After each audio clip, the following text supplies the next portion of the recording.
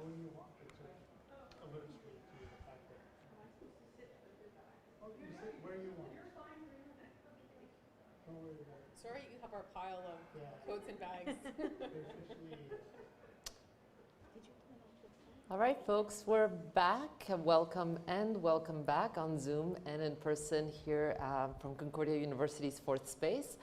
We're joined by the three last guests of today, Patrick Leroux's last guest. Patrick, of course, being the Associate Dean of Research in the Faculty of Fine Arts, hosting a whole series of conversations. Research in Conversation is the title of this series in the Faculty of Fine Arts, happening all week this week at Fourth Space.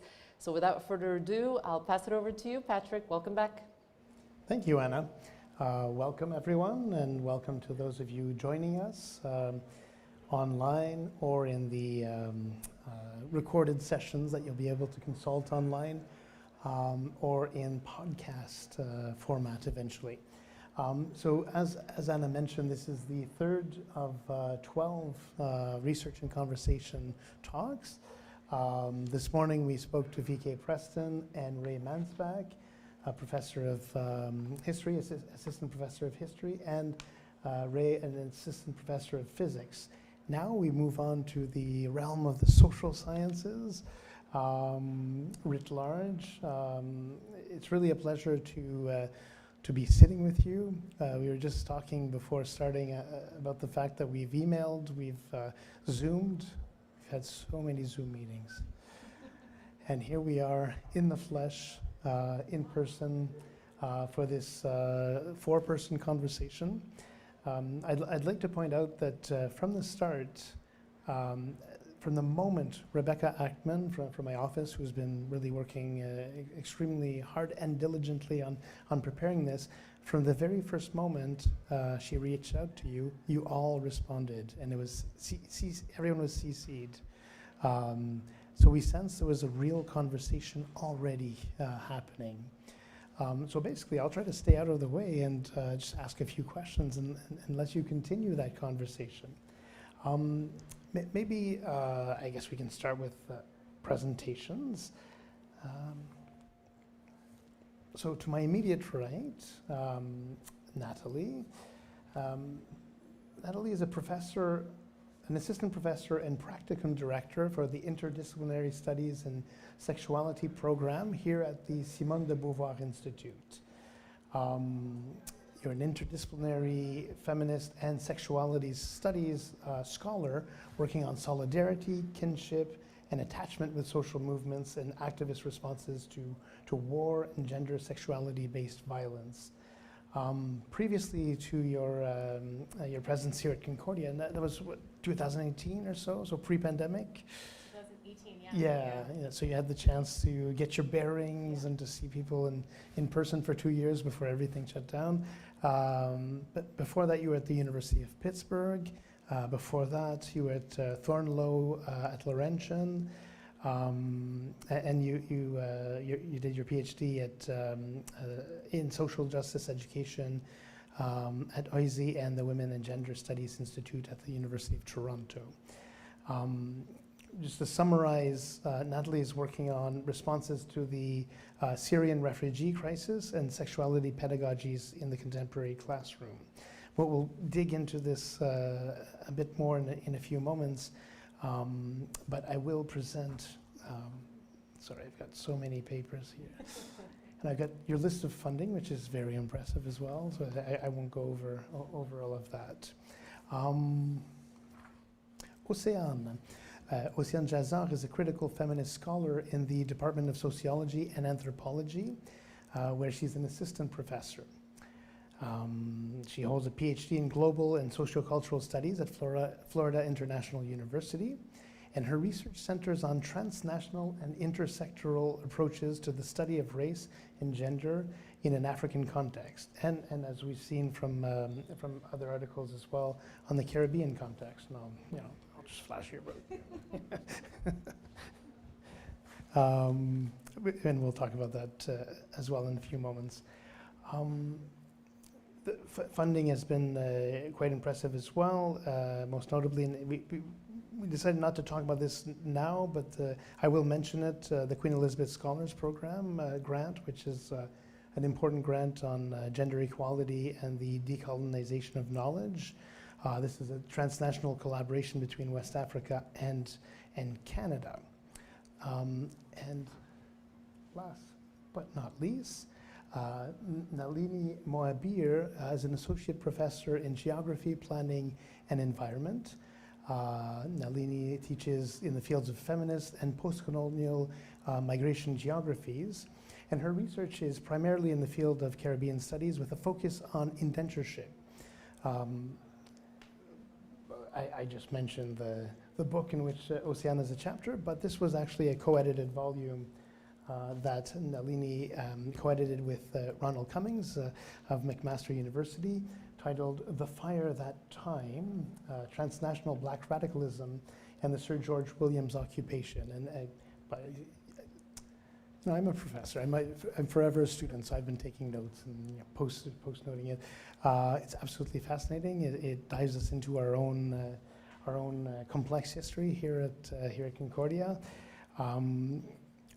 I should mention also that there's a co-edited special issue as well. It's coming out now, or has it come out yet? On Afterlives of Indenture. It's out now, okay. You're a member of the Protest and Pedagogy Collective, co-director with Jill Ditter of the Colonial, Racial, and Indigenous Ecologies Working Group. And I could go on. Maybe I'll just mention one last thing. You won the Academic Leadership Award here at Concordia for 2020 for your contributions, including as lead organizer of the 2-week Protest and Pedagogy Conference of the winter of 2019, which obviously led to many projects, including that book. So thank you so much, all three of you, for being here and for participating in this conversation. How do you start with 3 people? Well, let's do it as simply as possible. What brought you together? How did you start collaborating, and what are you collaborating on? Who would like to start? I'll start. Should I? Sure.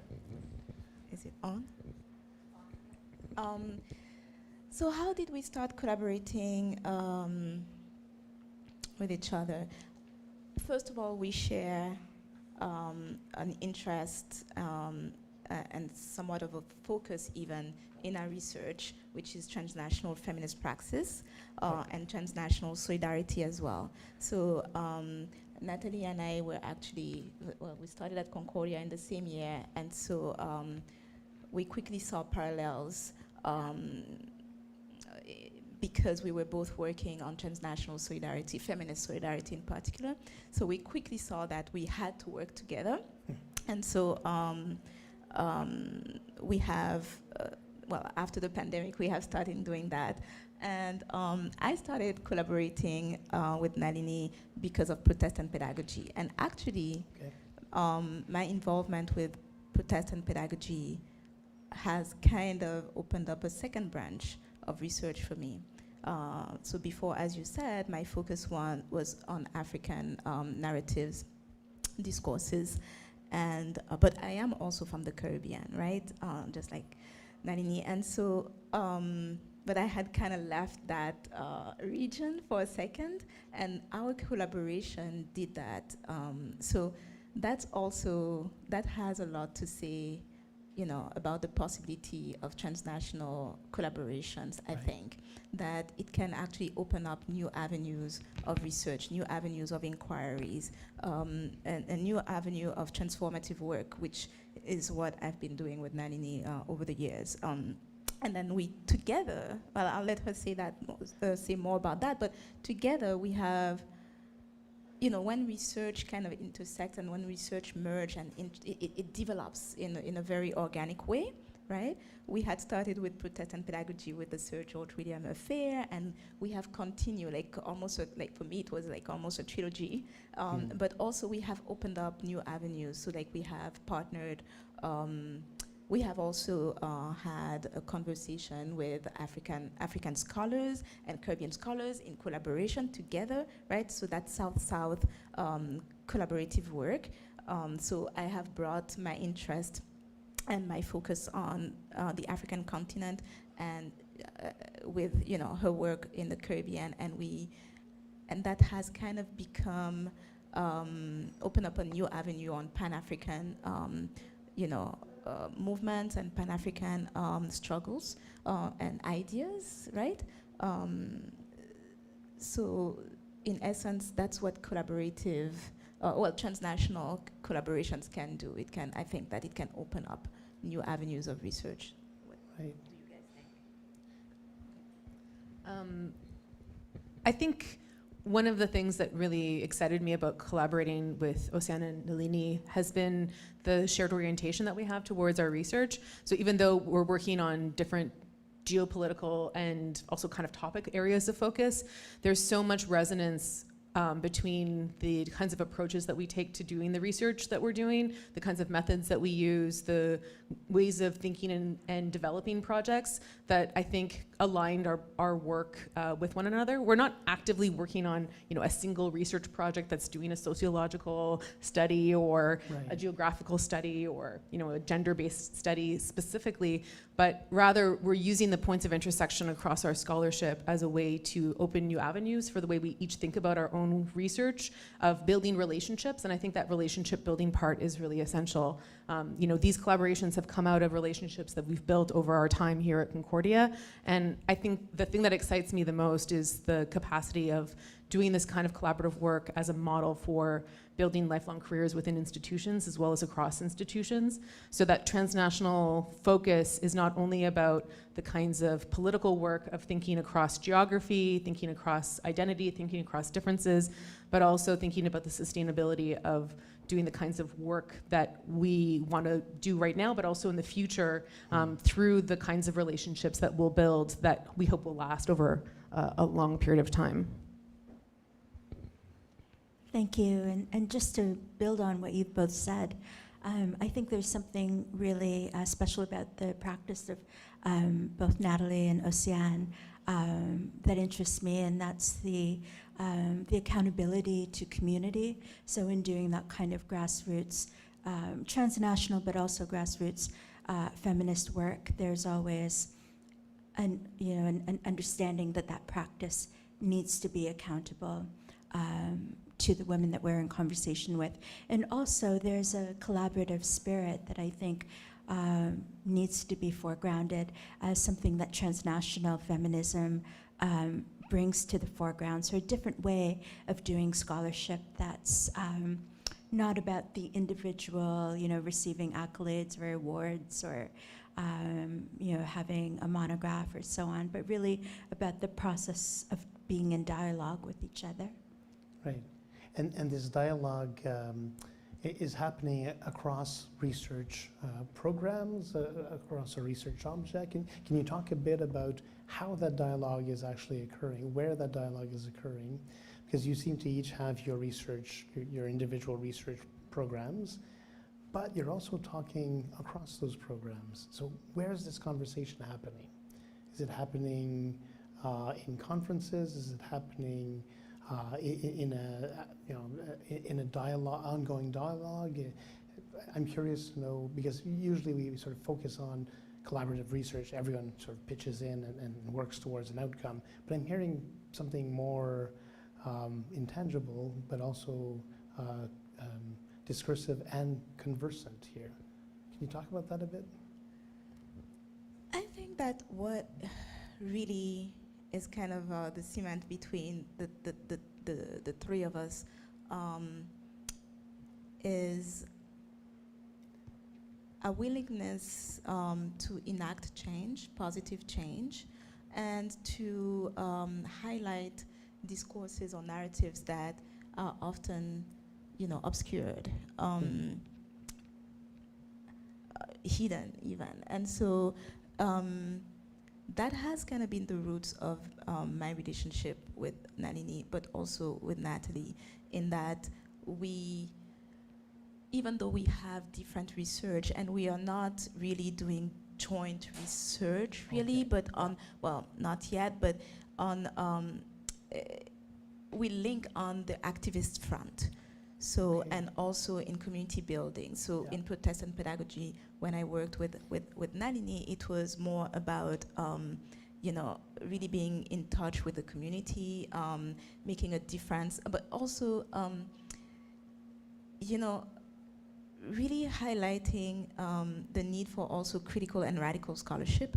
I think that even though we're not working on, let's say, a common paper, even though I have a chapter in her book, edited book, but the three of us really try to put forth radical change, I think, on the ground in the research, right, or even as a methodology in research.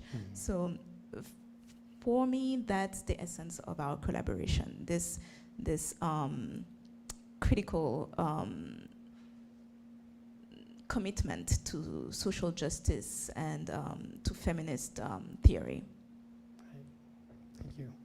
I think, you know, in thinking about the connection to research, you know, I have, you know, two kind of branches of scholarship that I work on. One is, you know, loosely looking at solidarity and responses to war in the Middle East, where the most recent version of that project or iteration of that project is looking at refugee solidarities. And then this other branch of work that I do is on gender and sexuality pedagogies. And it seems that those two projects are kind of separate, but actually at the core of those is really an orientation towards thinking about how to enact solidarity as both a practice in global geopolitical context, like in situations of war, but also in the classroom. So the classroom as a space where solidarity is navigated and negotiated. And, you know, one of the things that I think is really interesting about us working together is that, you know, we share the development of the work that we're doing in conversation with one another, but we're also open to the possibility of what collaborations could come next. So, you know, even though I don't work on the Caribbean, even though I'm not working on Pan-Africanism, there's a site of possibility for thinking about where is the overlap and where are possible places for connection in the future in the work that we do. And, you know, thinking very specifically about, you know, refugee solidarities, this is, you know, we know that there will continue to be refugee crises. We know that climate change is going to produce a catastrophic wave of global refugees. We know that geopolitically that there are you know, people in the global south will be especially affected by displacement due to climate change. And so, you know, I think in some way part of those conversations is to build foundations for future ways of being able to contribute with other colleagues and scholars as well as communities of people in the practices we do across locations. And I think that that's one of the aspects of research collaboration that's interesting. You know, I've done a lot of collaboration with other kinds of projects where we do research together, and it feels the same in the way that kind of direct research collaboration and the more conceptual collaboration function. And it's an interesting way that we don't talk explicitly about collaboration that much within, at least in my field. It's not a common conversation to have, even though a lot of people do collaborate. But there's something to it that I think is really fascinating about what becomes possible through being just in sustained contact with one another, by being in conversation with one another, and what we can build, you know, in connection to each other's work that I think is really interesting. Just to come back to your question, Patrick, where you suggested maybe collaboration happens when people in institutions come together, perhaps through conferences. And I think what brings us together, and I'd like to name it, is the personal as well, that there's, you know, a personal respect, there's a personal sense of affiliation, even towards making common cause across, you know, different geographic spaces that we you know, work in. And I think that idea of the personal, for me, is important to name because I think of it as coming through a practice of Caribbean feminism. So I think of the way that feminists in the region have built movements, have built organizations through that personal network of friendship and the politics of friendship that can lead to social change.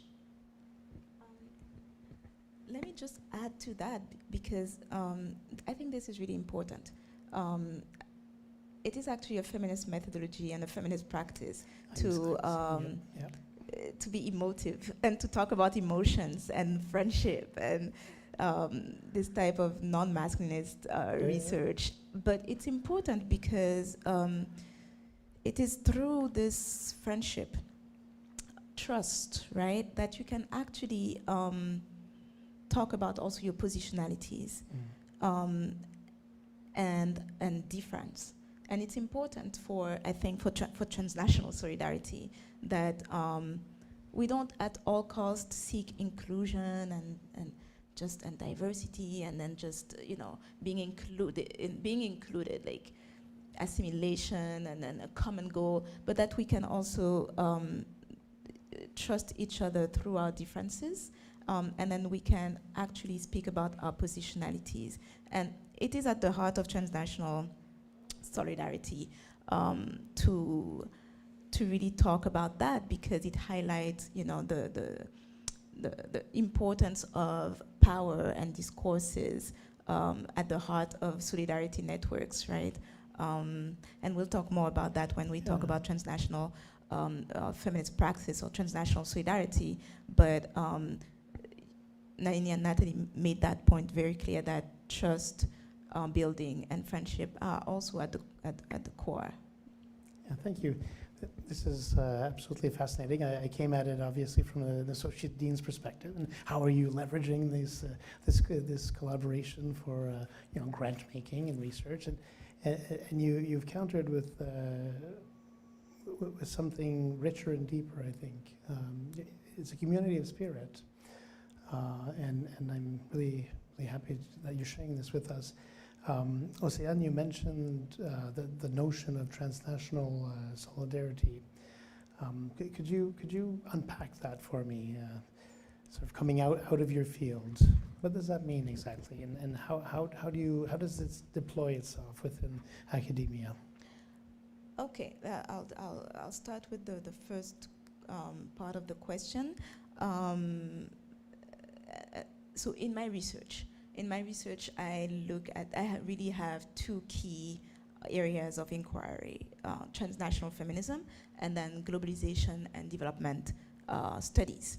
So I look at global discourses on gender and like discourses circulated, for example, by international organizations such as the UN, for example. And we are all very familiar with, this type of work. And while it has been very important and very influential in actually fostering gender development and women's empowerment everywhere in the global south and the global north, I became interested, or I am interested in looking at what is not said, the discourses that are kind of erased or put at the margin, right? So really, my research is at the intersection of global processes and then local agency or agency in the margins.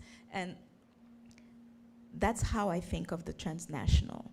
I think of transnational feminist praxis as something that allows me to look at the politics of location, the hierarchies of place, right? And also at power and the relations of power. So transnational feminist, as opposed to international discourses, for example, on gender, transnational feminist praxis to me is inherently relational.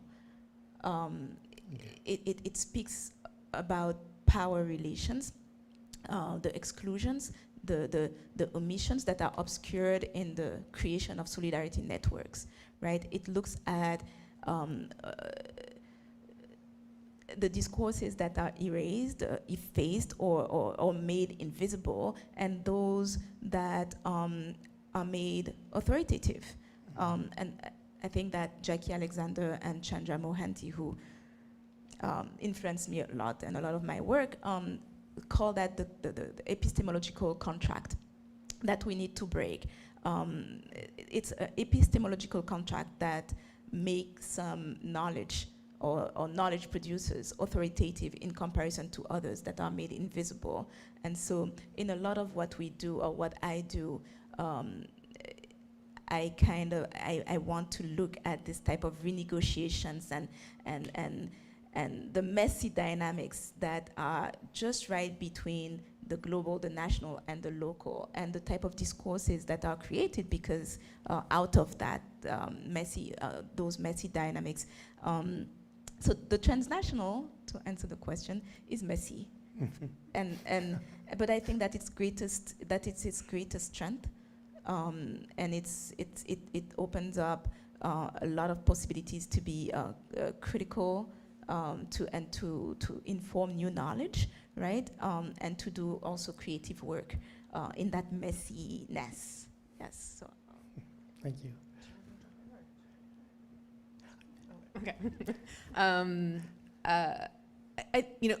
The thing that's interesting about doing transnational feminist and transnational feminist solidarity work in particular is that it's not, as Océane has just articulated, it's not just about the geographic relationship of like here and there or of people's relationships to different places and nationalities or identities, but actually understanding the relationship of flow across locations, and what happens in those spaces of connection across location. So, the work that I've done has been on transnational solidarity activism, and it has shifted, with the war in Syria to looking at how people have responded in ways that are constrained geopolitically by location. So what happens when, people's capacity for solidarity are constrained because of the ways in which national borders are articulated, or immigration programs introduce things, introduce ways for people to enact solidarity in particular kinds of ways.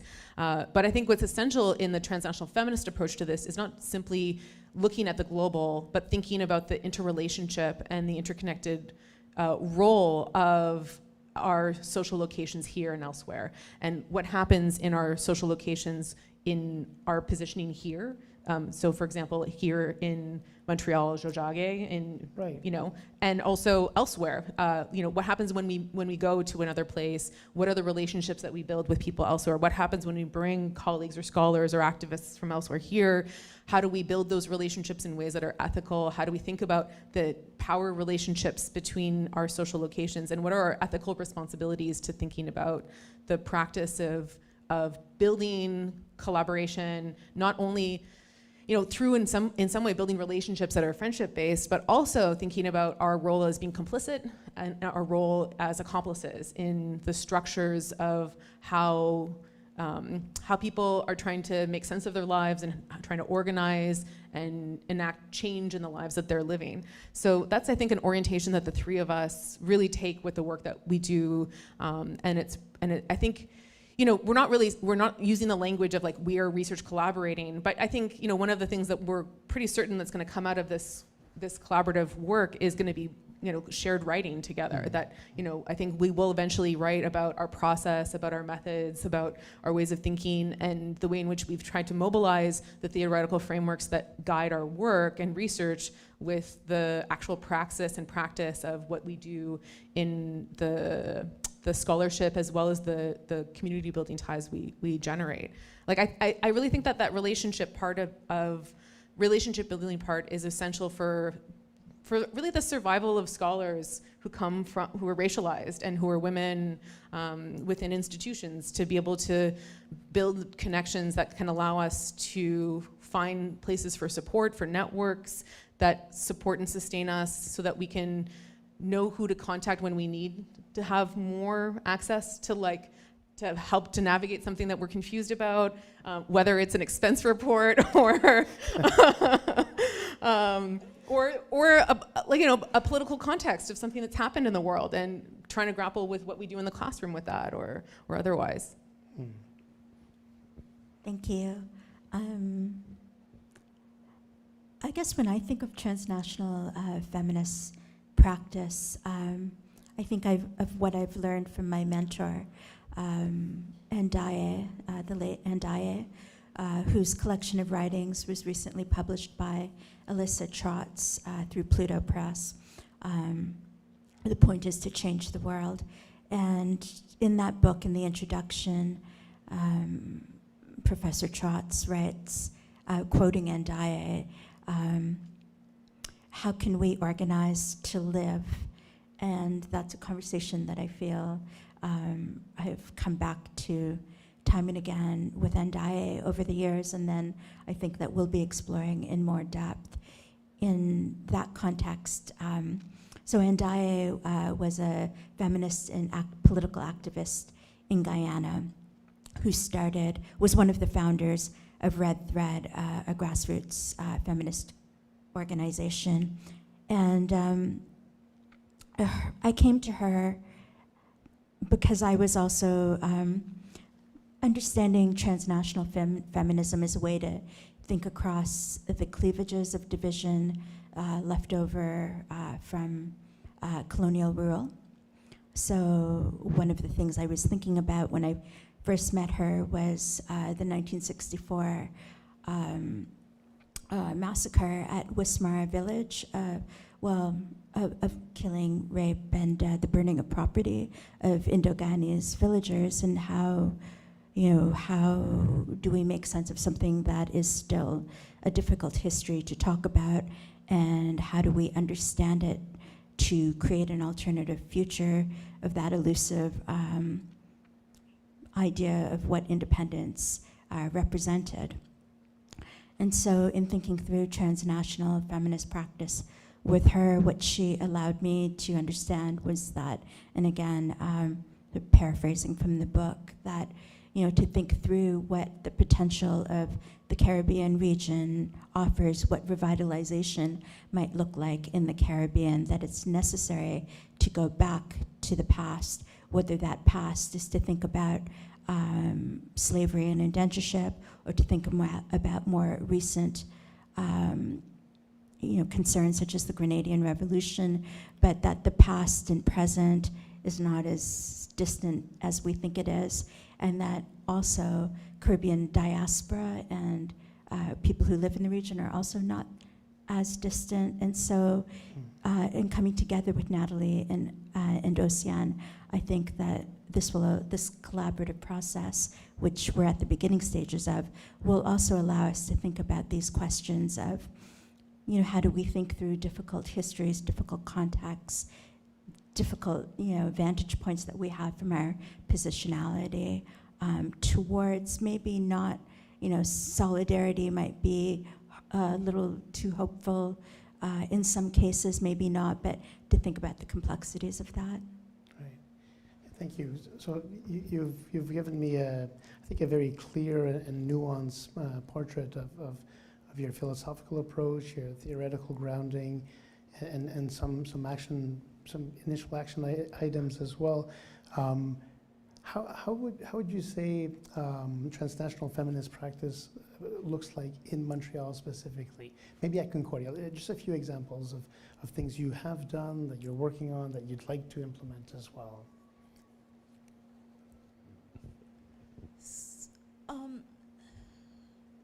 So the things that we have done on campus at Concordia, that I have done as part of Protestant pedagogy, because it's what we've been working on, Nalini and I.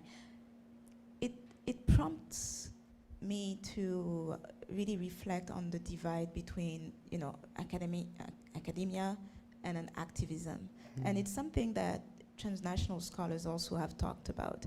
How do we bridge that gap, that it's not just research, it's also being, on the ground with people, understanding people's stories, doing with people. The act of doing is different from the act of thinking, right? And reflecting and engaging philosophically, and then you have to translate into doing something tangible. So with Protestant pedagogy, that has allowed me to do that, to build community and to build rapport across spaces. So in the Caribbean, in Canada, right? Montreal, different places in Canada. Even through different times. So we talked about the 1969, then we also talk about the present and reparations. And the conversation has gone from the Caribbean to Canada to Africa, right? And that was done here on campus. Some of it was in person, and then as of late, it was online. But then through these conversations, now what we need is to translate it into tangible actions. And that's when I think we need to think about how to actually go from the conversations to, and then we need other people. We actually need allies. We need people who want to make a difference. We need people who want to change things, right? And so that also demands that we communicate and we work with people from different backgrounds, right? And with different ideas. So I think it's an ongoing process. Definitely for the work that we did as part of Protestant Pedagogy, it's something that still is ongoing and that we hope will have results that people want tangible results for, right? And what is interesting is that it is across time and space, and intergenerational as well. So the change on the ground is what we really want to strive for, and that is an ongoing process.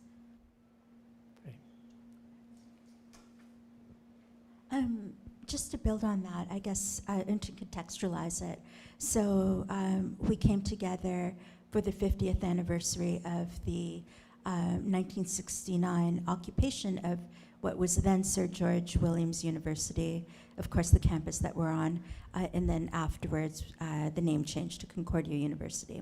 So Caribbean students, primarily black students, occupied the 9th floor of the Hall building to protest racism in grading practices at this university.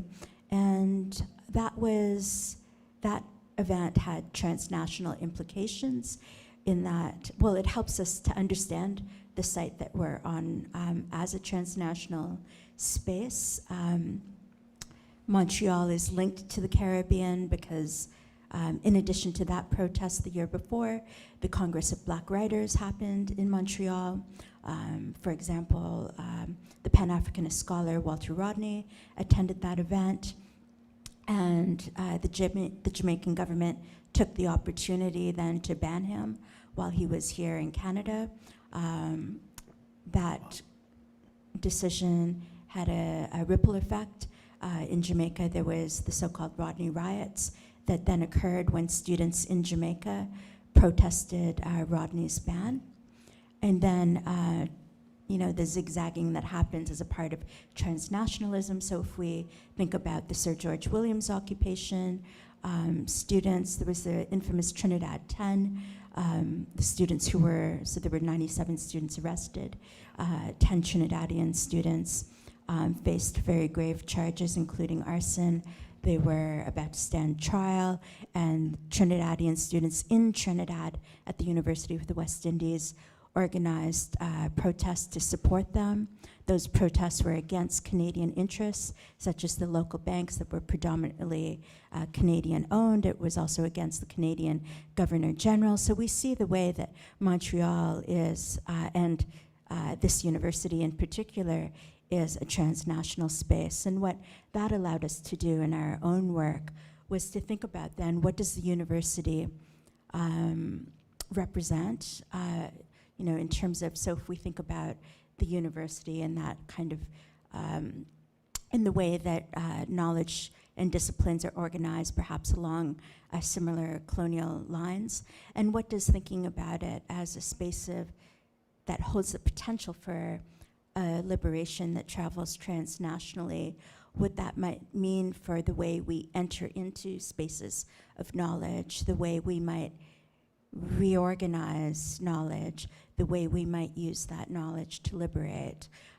And so as part of that work, we organized, and this is sort of outside of Concordia University because it was done without any funding, but we organized on Facebook during the pandemic a conversation among two esteemed scholars, Professor Emeritus Vereen Shepherd at the University of West Indies, and the activist Asanda Ngoshang in South Africa, who was instrumental to the hashtag Rhodes Must Fall student protest, to talk about what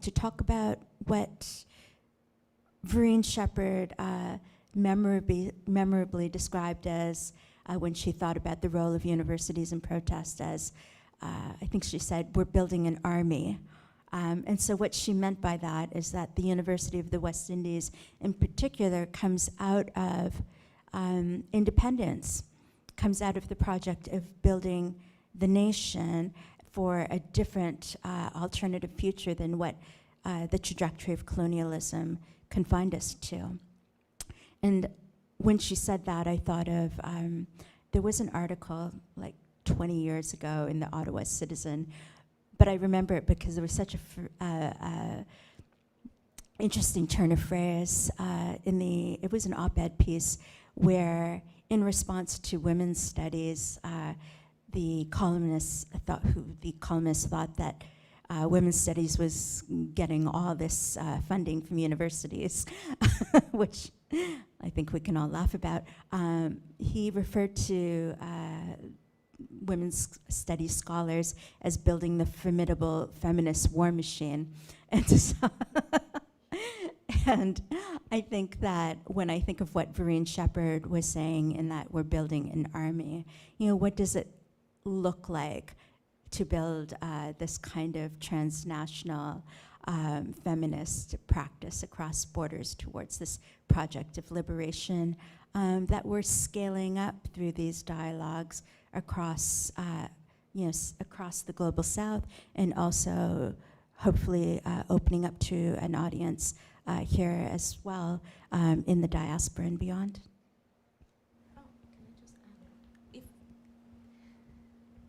What Nalini said about the role of the university is really important.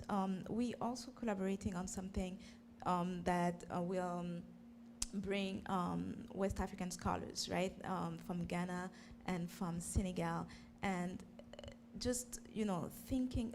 We're going to talk about gender narratives that come from the continent, come from an African perspective, but really Pan-African perspective as well.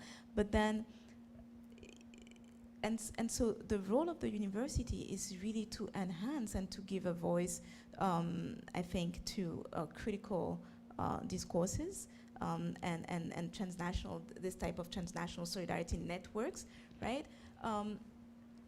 But then we don't necessarily think of the university as a tool for change, right? And so what does it mean, I think, to think about the university as that, something, as a tool for change, as an actor, a necessary actor in change, and that can be messy, as I said, but it's exciting to think about what it could look like if the university, even the neoliberal university, can actually take its position and do more, I suppose, toward radical change. So that's the type of openings that the transnational allows, I think, because when you bring, especially voices and experiences, lived experiences from the South, and then you have this type of South-South, global South collaborations, and new agenda kind of emerge, and similar, not just research, but similar lived experiences, similar grievances, similar struggles, and you have this opportunity to be at the center of this global South conversation. I think it's one needs to take that seriously and to engage with that in a non-exploitative way. And I think that's the challenge of the university, not just this one, but academia in the future, is to take its position in this type of critical struggles. Just briefly, I'm being told. Oh, yeah, wrap up. I think that one of the things that both Nalini and Océane have articulated is just the fact that transnational feminist solidarity and praxis isn't only just about going global, but it's also the orientation to the work that we do together. So not necessarily, not assuming that geographic divides are the basis for separating out the kind of conversations that should happen, thinking about what can be generative out of speaking through and about research that is situated differently, not only in geopolitical terms, but also in terms of the kinds of political interventions that people engage in and the way in which we mobilize that within our own areas of scholarship and teaching. And also through mentorship and what can happen in relation to how we work with our graduate students, with collaboration and building relationships in the future, and the hope that through the work together that in the next couple years we'll be able to build longer term sustainable relationships with scholars from Ghana and Senegal as a basis for new areas of possible collaboration. And I'm thinking here about, for example, my work on gender and sexuality pedagogies. In a kind of global feminist framework, we might say that, feminists from the global north bring gender equity and development issues to the global south through international aid funding and research programs that then introduce the critical scholarship that's done in global north institutions to the global south to mobilize that to help improve the conditions of women in the global south. So that's a kind of traditional framework that we might use. A transnational feminist framework asks a different set of questions.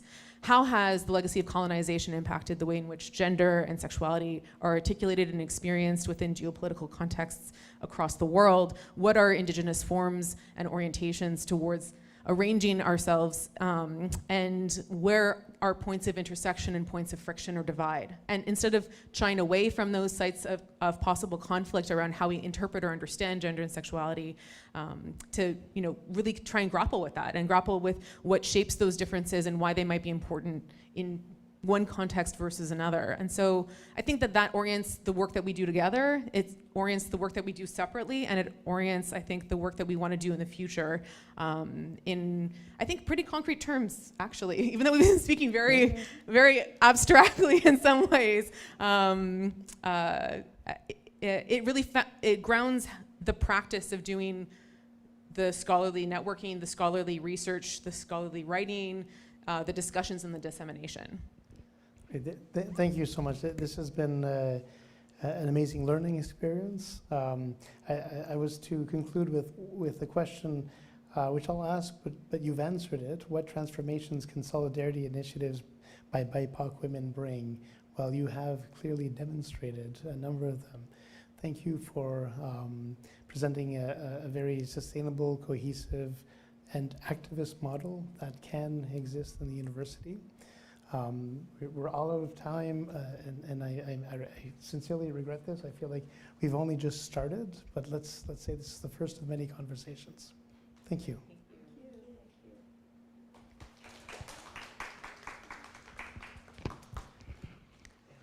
Maybe I'll just say for the folks on Zoom that we will be closing up now. Thank you for being here on Zoom or watching the live stream on YouTube. Check it out, Concordia University's Fourth Space YouTube page. You'll see all of the recorded conversations from this week. And thank you very much to Patrick for spending the day with us here today, and to all of his guests. Bye, everyone.